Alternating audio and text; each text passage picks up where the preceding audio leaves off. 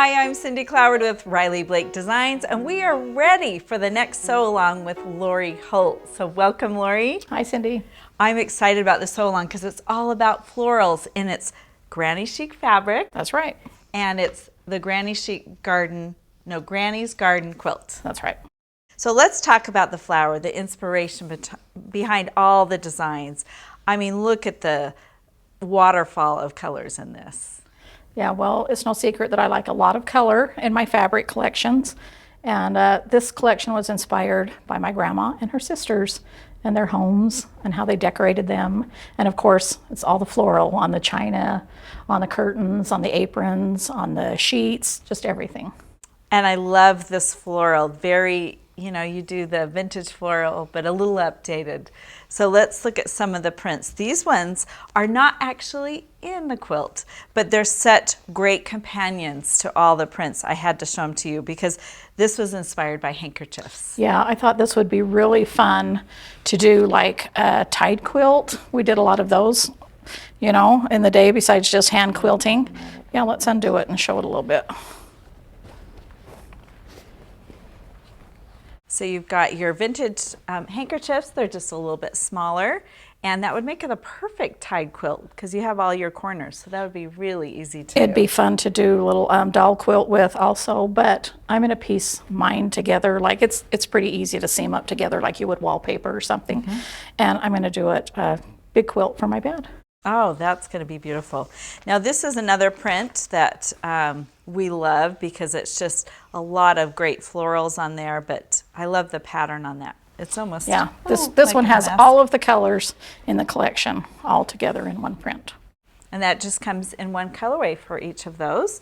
We'll show another couple unique things because we need a lot of prints for this quilt. So there is 3 bolts of fat 8s in different colorways. These are fat 6, so I call them Scrappy 6. That makes them 12 inches tall, so you have a little bit more use out of them. But you can see there's 3 on this side and 3 prints on the other side. And that just allows us to do a little bit more variety in our appliques for our flowers for the quilt. And then I did want to highlight that there is wide backs on this. So tell everyone the inspiration behind these wide backs because they're very special. Yes, this is really fun. This is my grandma's collection that she gave me years ago of her vintage embroidery patterns. So I just kind of put them all together into a print so that you could just use it as the print. It would make a great background, or you can actually embroider on it. So that's what we used for the back of the Granny's Garden. Teapots. You've got the owls, the kitties. These are just so iconic to that generation. I couldn't do Granny Chic without doing some embroidery. So, and it comes in 3 colorways. Yes. This is the colorway that we did put on the back of the quilt, so we'll highlight that. But just a fun embroidery print that you can use it as an embroidery pattern or just use it as a backing. I have a lot of fun ideas to do with this that we'll be doing a little bit later. So let's talk about this beautiful quilt back here. Okay, so the Granny's Garden quilt was inspired obviously by my grandma's garden and her sisters. They always had beautifully tended gardens. So what I wanted to do was I used this my shabby Cloud fabric for the background so that all the prints would show up. And so all of the appliques are on a circle right here. And so that makes it really kind of fun so that you can lay it on a floral. And it's just like you said, just all florals. It's all about the florals. Yes, it is. Plus I thought the circles were kind of like looking down on a flower pot, with the flowers coming out. And so some of the blocks have a few little buttons here and there, and some of them don't.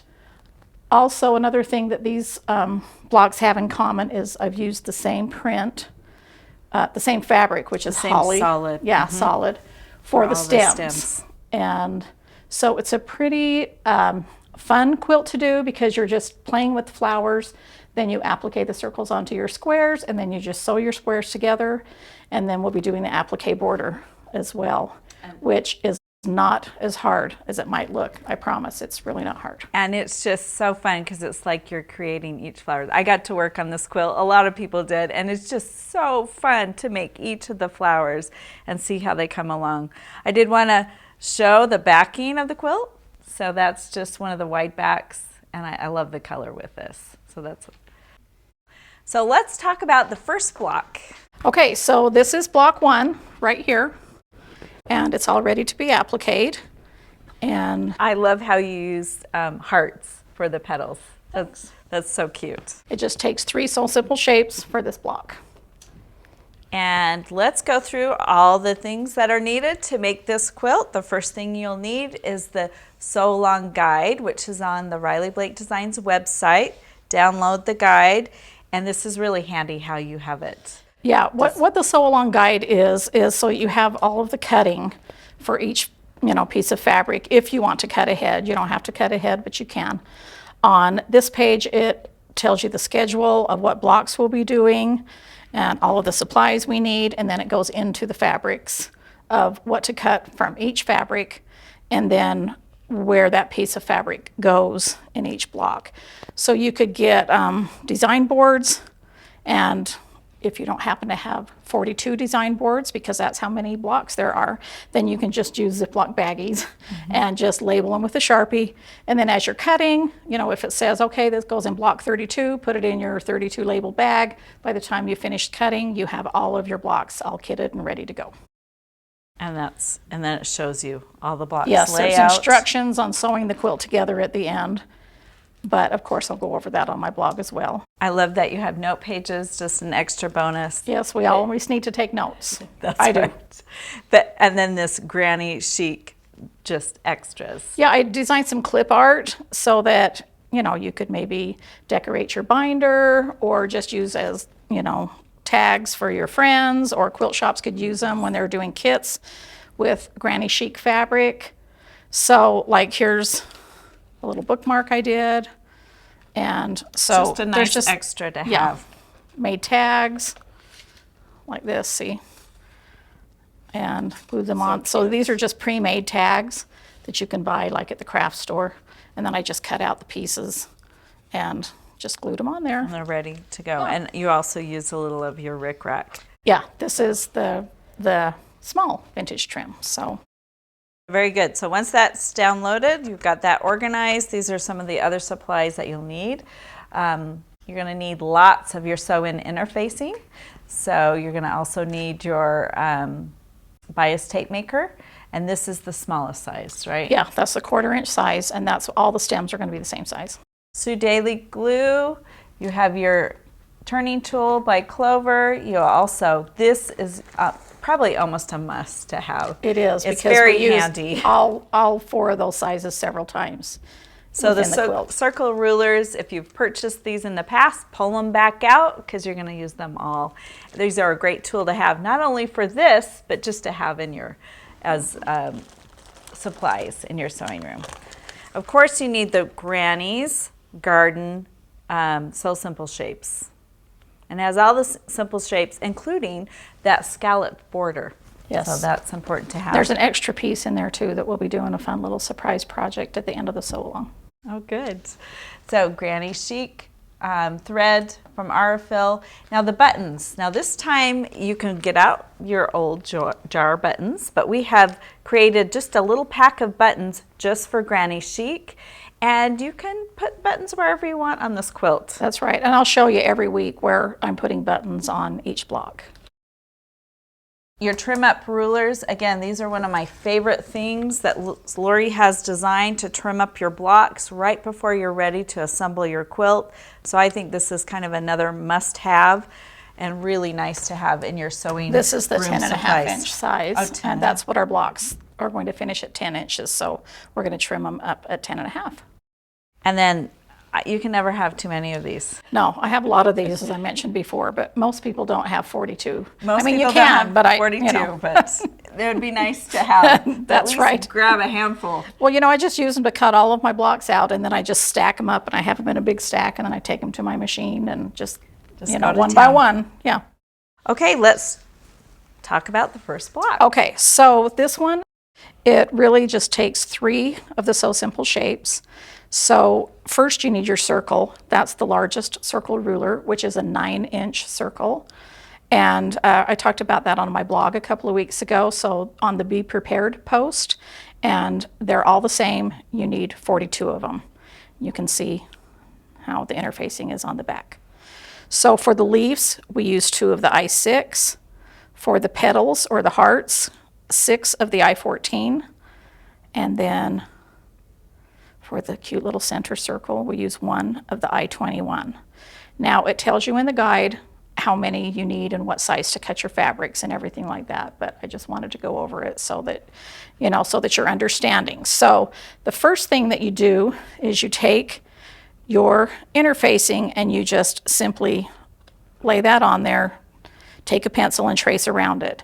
I like to use a mechanical pencil because I like the thin line. I don't like how when you use a regular pencil, how the line gets wider and wider and wider. So yeah, so I like to use that. So this one is traced, the circle, and then you've got your heart as well, traced. So after you trace them, you lay this right on top of your fabric, right sides up, and you sew right on your line. I start about right here, and when I come around, I get to the point and I over sew about a 1/2 inch or an inch so that secures your stitch so you don't have a lot of bulk by back stitching.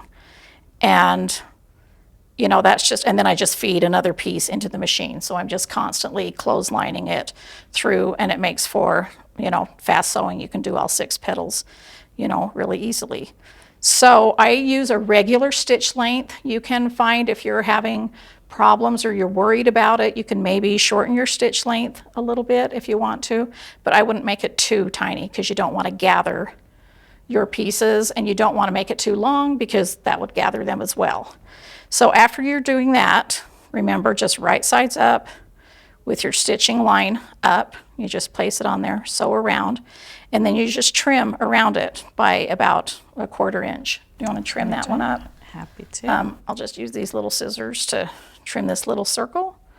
And so I just go around, you know, maybe not quite a 1/4 inch. You can go as large as a 1/4 inch, but I don't like to go too small because I want to stay away from those stitches. So I've trimmed around that.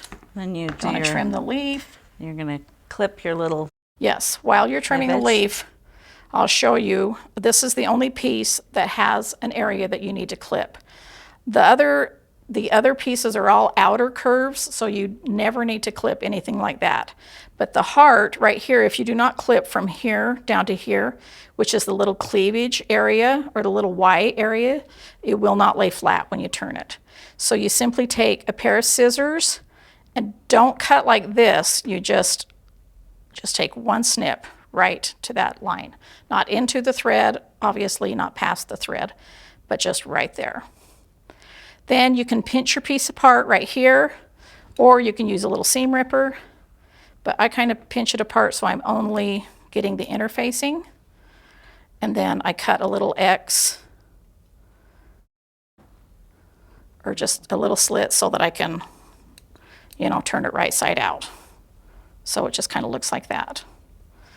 And then I just, for these, I just kind of do 1/2 at a time. So when you turn it right side out, it looks like that, and you're like, How is that going to work? that's not going to work. So this is where this handy dandy tool comes in that I love so much. This is the point-to-point turner by Cloward. And what I do is I use this point, and I like it because it's kind of rounded, so you're not going to poke through your fabric unless you push really hard. But you don't have to push hard. You just have to gently work around like this. And I like to keep my interfacing facing me so that I am just pushing on the fabric itself. Now when you have a point like this, I kind of like to turn it sideways and just push that out a little bit. It gets a little bit pointier. And I just work my way around. It only takes a minute. That just makes the perfect little heart. Even if your stitching was not perfect, you can ease that fabric in. Well, and sometimes you have like little flat spots or points, and I just kind of work them back and forth a little bit like this, because it's 100% cotton and it has a give, has a memory, and so you can kind of stretch that out just a little bit, and that's all you need. So it still needs a little assistance after you shape it. And what you want to do is you just give it a quick press. Don't iron it, just press it. You know, I mean, you could take the time to just press it down on the edges, but I kind of like to just push it down, and then that's as flat as I need it. I don't want it really super duper flat because I want that nice dimensional look to it, but that's how I do the pieces. And I'm just finishing the curves on this. Sometimes on circles. Yeah, I just go back and forth. Yeah, you're doing it just perfectly. There we go. Yeah, I'll give that a quick press. So once you have all of your pieces assembled, here's a little circle here. And it makes them ready to go. Circles. And you've got your pancake or whatever you want to call it. It kind of looks like a pancake or a cookie. Yeah, I'll go for a cookie. Or a tortilla, I don't know. But it's a circle. And then, you know, we're going to lay them out here and applique them onto the circle, and then we put them onto the background after. So this is a really, really portable, easy to do. You know, applique is portable anyway, but now this is even easier. But let's talk about the stem first. So this stem right here, you'll need to press under one end by 1/4 of an inch. And then this end, you can just leave raw edges because it will tuck under the flower at the top. So here's where it's tucked under, and then there's where it's raw. So for block number 1, you'll need to cut this stem 6 inches long. So I'm going to show you how I prepared my stems. Now in the sew along, I have you cut 6 5/8 by width of fabric strips, and that's what I cut my strips to go into this 1/4 inch bias tape maker. So I'm going to show you how I do that. But I wanted to show you that I just put all 6 of my strips, I prepared them all at once, and put them on this vintage trim spool that was empty when I used it all, and just wound them all up there. And it's going to be great. So then I can just... So handy to make it all at once so you can just get to making your flowers. That's right. And with each block, I'll tell you how long to cut your stems. So then you can just cut them from there. I'll tell you when you need to press under an end, when you don't, you know, that kind of thing. But let me show you how I do this. So you need the bias tape maker. Here is what one width looks like. But just for the purpose of this, I'm just going to show you half. You can do all of it at the same time, this length if you want. But I like to take one end and just trim a point.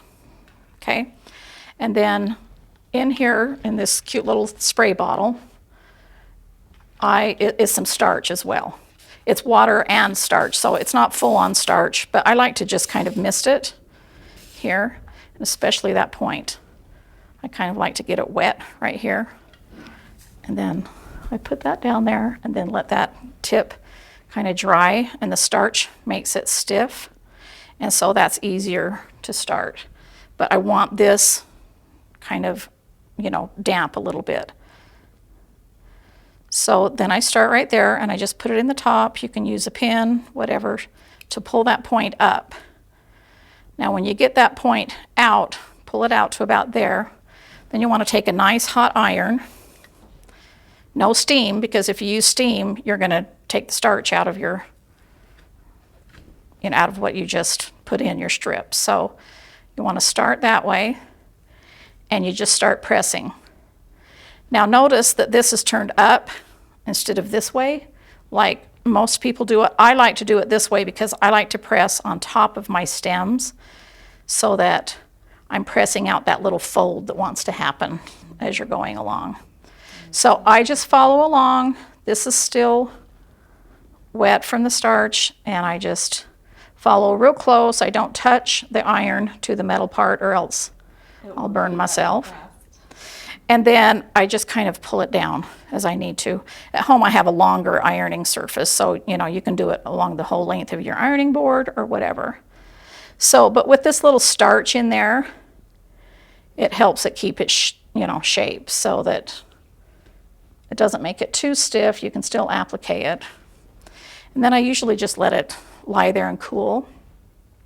Now all of these, one thing I wanted to tell you, were cut the width of the fabric and not on the bias, because all of the blocks in the quilt, there are no bias stems. There's no curves, they're just straight.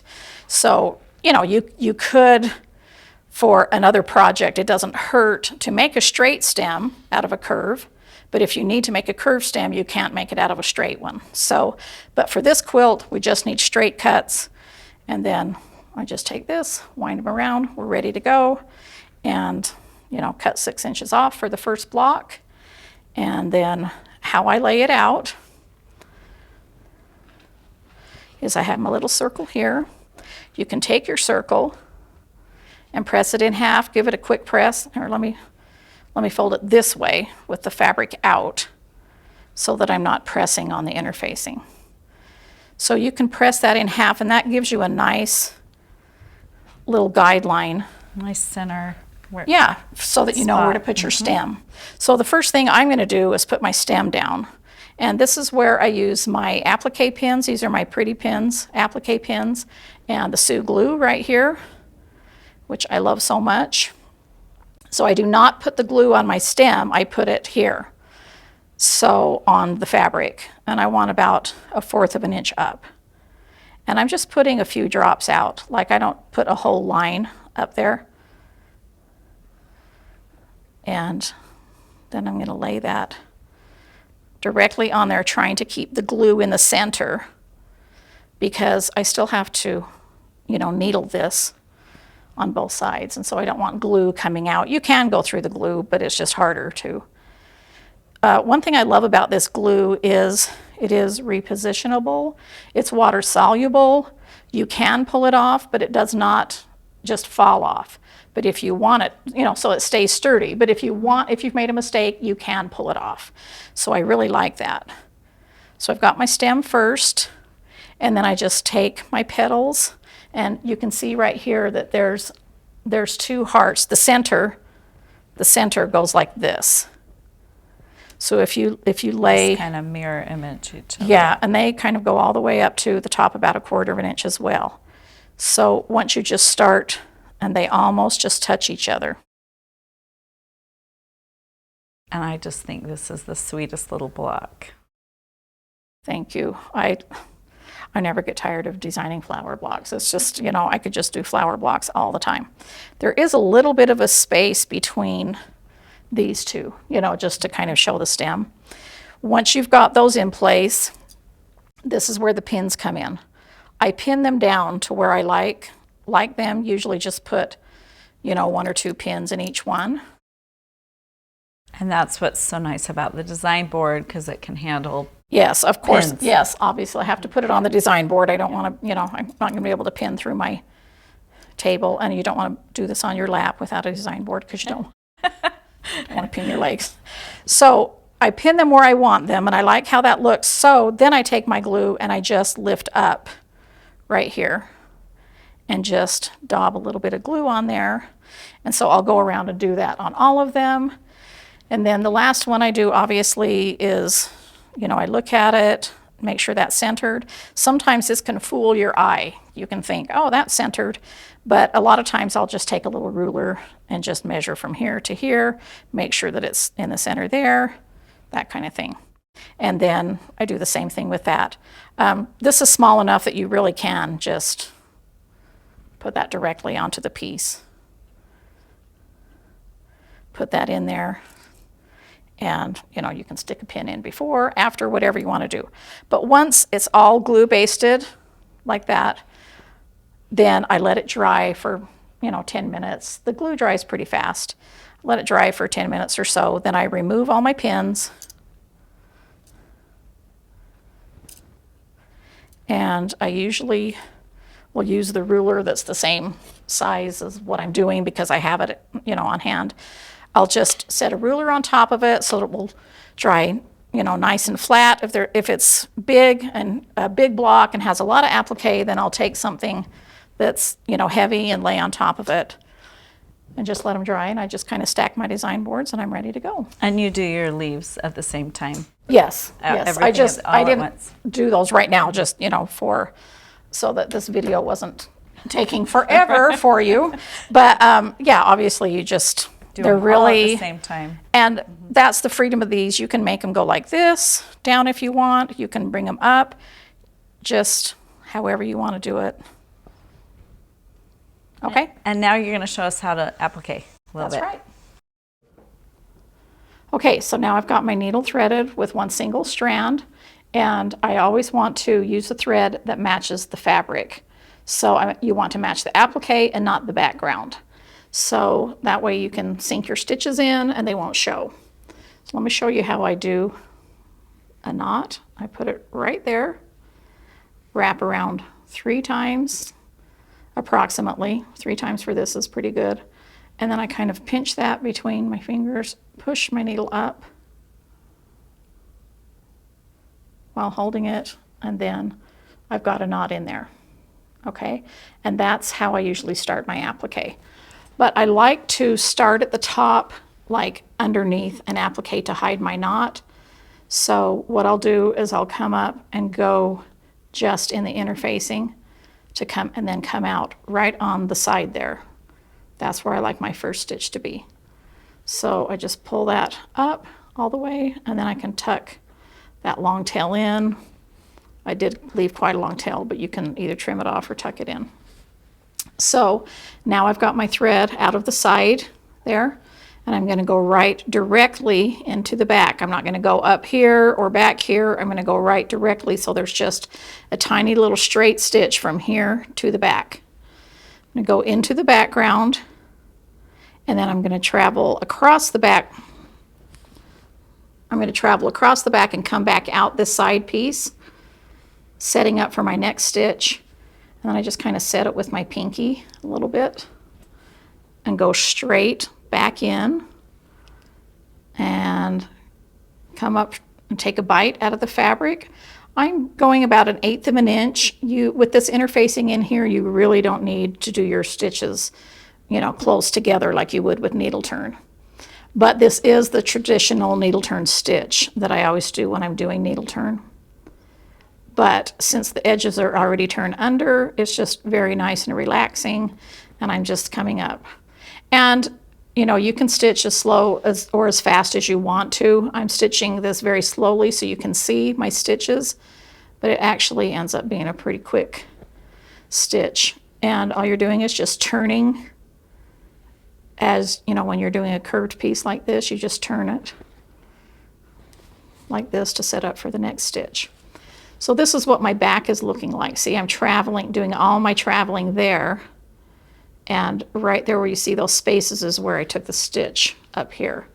So when you're actually stitching, it's hard for you to see those stitches because they sink right in from this fabric to that fabric, and you just don't have a lot of opportunity to see a stitch because you're not dragging your thread across. You're just making those tiny stitches, probably about 1/8 of an inch apart. So as I come around,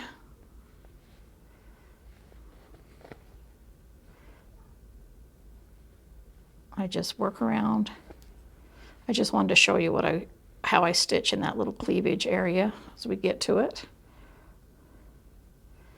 so that it doesn't, flip up, so that it's nice and secure. And this is what I've always done in the cleavage area when I have done traditional needle turn applique. So it's just kind of a habit for me that I like to take a few extra stitches. Okay, so when I'm down here, you can see that a little bit of the interfacing shows, and that thread shows that you clipped to, that one thread, but you didn't clip through it, but you clipped to it. It kind of shows after you've pushed it out. So I like to just on the applique itself, just take 3 little stitches right there and secure that. And I just find it makes my applique just look a little bit nicer. And then I just change directions and I, continue stitching. So I just go all the way around and till my thread is gone, and I need to knot. So I'm just going to show you how I knot on the back. So these dots right here are from the Sue glue. See, I just pulled it off the background so that I could applique here, and it easily pulled off, and then I can just reglue it back on.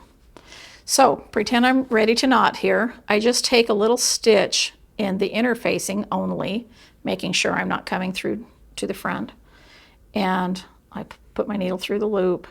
I like to do this, you know, a couple times just to secure it. And then, just like you do with hand quilting, I kind of, you know, go back through so that my knot's here, the tail end is here, and I clip it. That makes it so that if your fingernail or something like that touches that knot, it doesn't undo it, because you've got the tail back under there protecting it. And so that's what the back looks like, and I just keep going all the way around.